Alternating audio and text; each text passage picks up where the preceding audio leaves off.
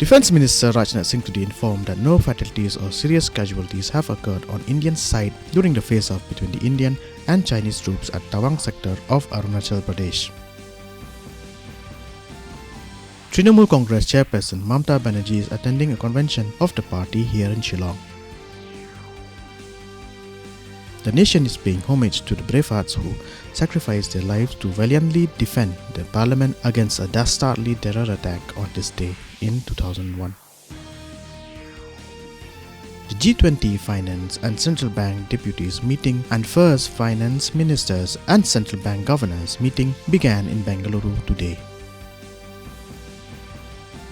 India's G20 Sherpa Amitabh Kant today said that the principles governing the disclosure of good quality data which can ensure government performance must be laid down by the Development Working Group meeting.